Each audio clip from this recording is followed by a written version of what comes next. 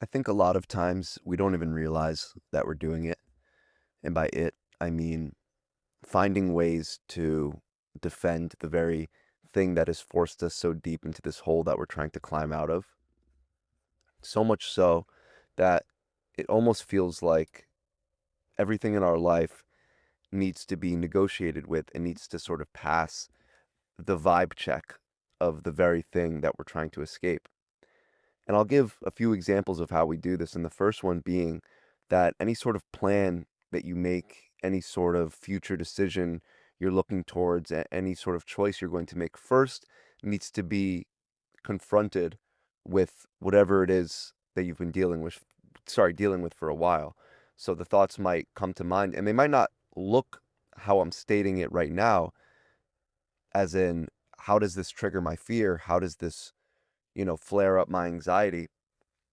And though we might not posit that when we're thinking to ourselves, when we're ruminating in our mind, it still comes up in a different sort of way. So, if you're afraid of driving, then you're not going to tell yourself, "Oh, this event that's requiring me to drive somewhere is triggering my fears and anxiety." You're just going to say, "Ah, is there any way I don't have to drive?" You're almost negotiating and confronting your fears without even acknowledging that they're there. And that's when we become defensive of them, is because we've actually found a way in our own minds to lie to ourselves. We will admit that the fear is there. So I guess for this video, I'll use the example of driving. We'll admit that the fear of driving is there, but what we won't admit is how we're still avoiding it and how it's still running our lives. It's easy at first to admit a certain fear, to admit a certain anxiety, but to actually face it and be free of it, we need to feel that discomfort. We need to feel that anxiety and uneasiness as the unknown future is moving towards us at a very fast speed. And so you see how this entire thing is based in the fact of we won't be brutally honest with ourselves, because deep down we know that brutal honesty with ourselves is going to leave us with the bare confrontation of the very thing that's been holding us down and the very thing we're scared of facing. And this works in a multitude of ways. It doesn't work the same with fear and anxiety as it does with something like trauma from the past. It doesn't work with fear and anxiety as it does like something heartbreak related or emotionally devastating or grief. These are different things. And more so, it's about our relationship with a certain issue. It's about us jumping significantly too quick to the defense of our misery instead of being willing to acknowledge ways in which we can be evolving in a better way and in a more confrontational way.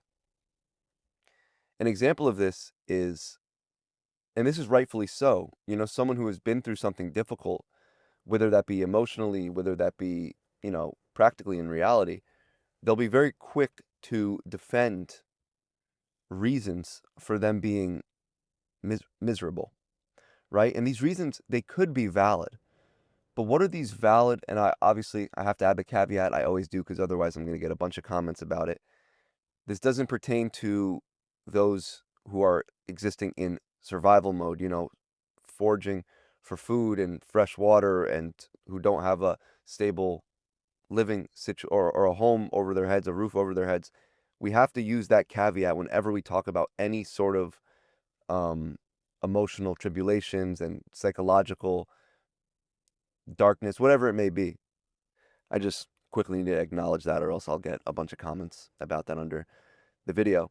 But you might be rightfully so, and you might be valid in saying, I'm miserable because of this, this, and this. And to that, we can say, okay, that's all right. But what is defending an identity that is so embedded with these things? And what is defending a version of yourself who is held completely captive to these issues going to do for you? How is that going to benefit you? How is validating what is keeping you stuck still going to help you be unstuck? And there's only one way in which that validation can actually serve us, and that is if we're going to use that validation to be brutally honest with ourselves in confronting those issues and how we're still being avoidant and we're not really healing because we're prioritizing the comfort of, not really touching it, not really getting our hands dirty over the brutal, honest discomfort of what it's going to take to break through, right? So when you're talking in your mind and you find yourself again, making excuses. So if it's a driving fear, driving trauma, whatever it is, and the obvious logical thing to do is to drive to a certain place because that's how you're going to get there. That's how you need to get there. A place is requiring your presence, and how else would you get there if you don't drive? You'd have to work around all these loops. It would take longer. You'd probably have to pay money. And you'll see that all these extra things are not necessary, and they're being born out of fear and anxiety. They're being born out of the fear of driving. And you could say, I was in an accident when I was younger. And that's a completely valid fear and trauma response. But is it okay to completely dismantle your ability to get from point A to point B? Are you going to completely dismiss your ability to drive for the rest of your life because of what has occurred? You see that two things can be true. Number one, your fears, anxieties, your traumas, no matter what it is, they could be a valid reasoning for you not being in the happiest state of mind. But in the same breath, if we become too attached to that validation, if we become too attached to that misery, we're only going to fall deeper and deeper down that same hole. Would you rather be a little bit abrasive in your approach, be a little bit negligent in your approach, and actually do the proper steps in working through it? Or would you rather keep having to explain yourself to your own mind and your own thoughts because it's significantly easier to admit our suffering than it is to break out of our suffering? And what happens is we think that admitting is progress, but admitting is only the first step. And actually, it could even be half a step because it doesn't require you to do as much. It doesn't require you to sit with as much discomfort as it does to actually do the thing. So, for example, admitting your fear of driving will never give you the same exposure to breaking free of your fears that actually just driving would. And that's how you break free. You break free in the fear. You don't break free from observing it. And see how, in explaining our misery to ourselves, when we're always at a constant battle with our thoughts, your thoughts, there's one thought saying you should be doing more, you should be facing discomfort. And though our thoughts are not a reflection of who we are, you know that that thought has a little bit of merit because deep down you believe the same.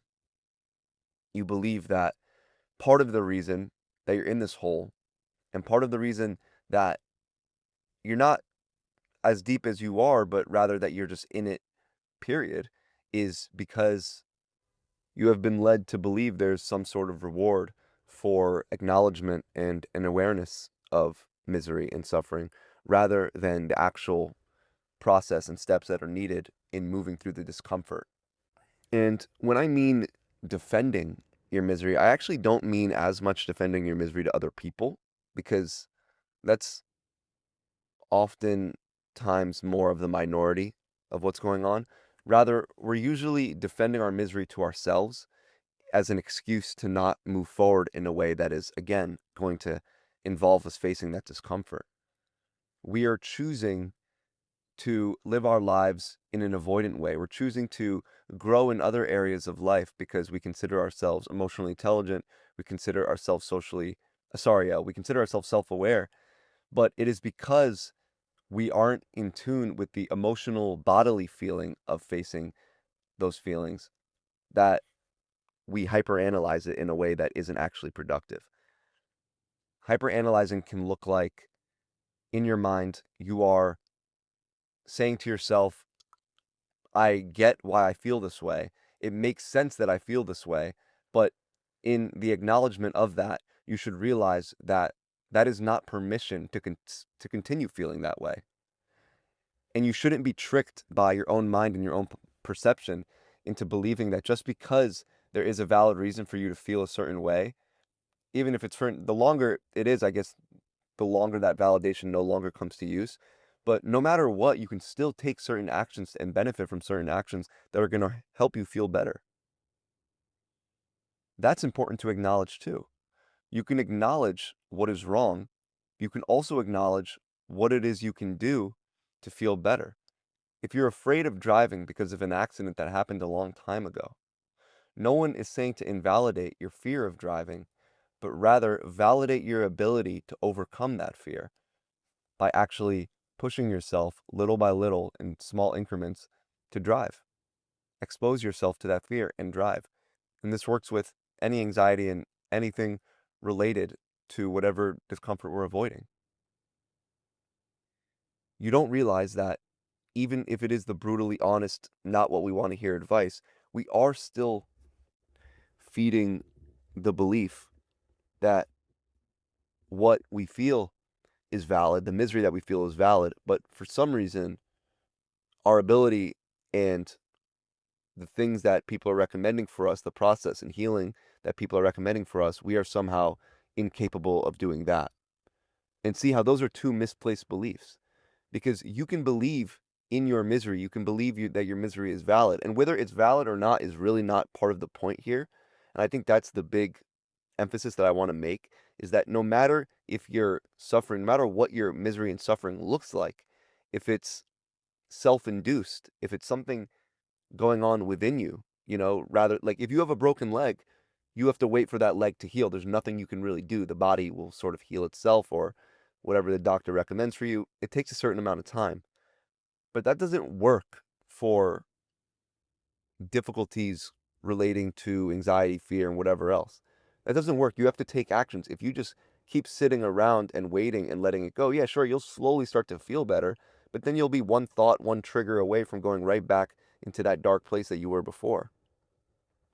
The whole point, the whole process is to take positive actions in spite of the misery and let the two coexist until the positive actions slowly start to overwhelm the misery and our brain circuitry starts adjusting because there's so many positive actions in relation to a lessening degree of miserable actions.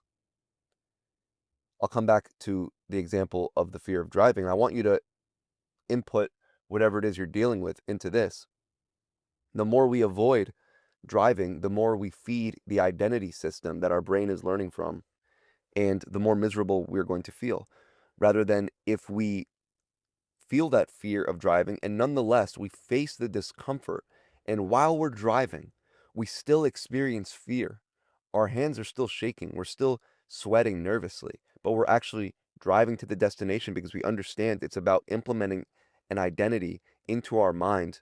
So as we continue to drive and drive and drive, it's not necessarily just about the exposure and repetitions of driving itself, but rather we're creating a version of ourselves in our mind that is no longer afraid of driving.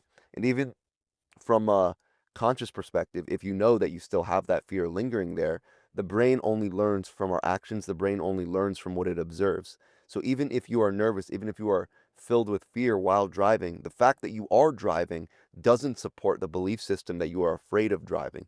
Do you see what I mean?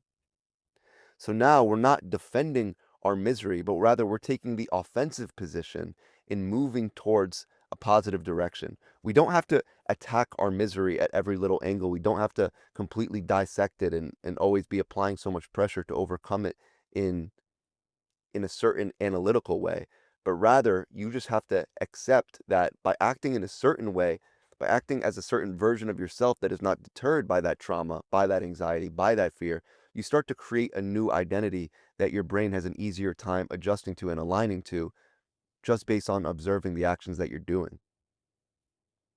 When we're defending misery, we're defending an identity. And when we're defending that identity, the brain is seeing this as well. The brain is saying and the brain is communicating that as you show me, that is what I believe we are.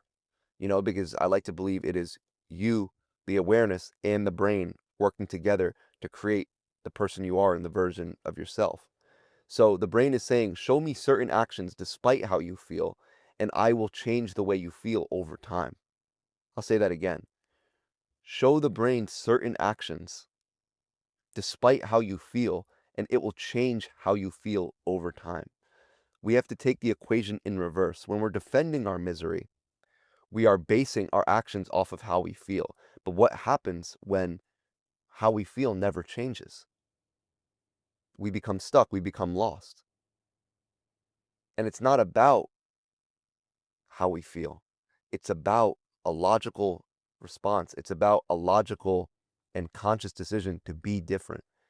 And when we switch the equation, that when we start now acting from the place of the person that we want to be, the way that we feel starts to slowly adjust, because the brain is going to slowly start to send itself and send us as an awareness different signals, and it's going to neurotransmit itself in a different way because it's been observing your actions for an extended period of time. And I want you to carry this into absolutely everything you do. So if someone asks you if you're scared of cars, do they really need to hear that whole story? That's another way we defend our misery. When someone asks you, why don't you drive that often? You should say, I've actually been driving a lot recently. I've been driving all the time, and I plan on driving a lot more. You don't have to explain and get into the defensive mode of your misery. Maybe the old you would say, oh yeah, I had this accident 10 years ago and whatever else. And again, I'm going to say this isn't to invalidate what has occurred, but it's to invalidate the fact that we need to be bonded by that experience for the rest of our life.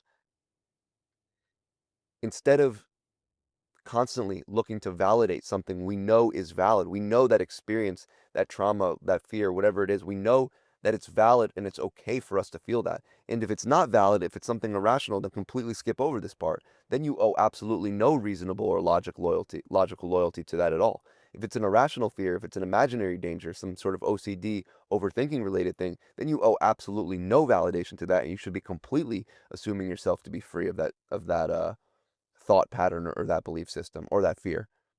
If it's an imaginary fear, you are already completely free and you should be embodying that ASAP, immediately.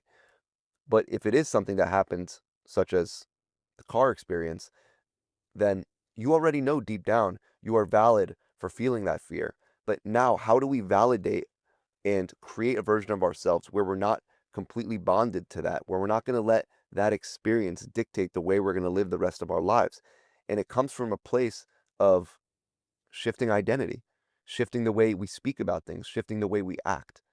So when someone asks, why don't you drive too often? And you say, I'm driving more often. I'm actually going to drive all the time. I've been driving a lot.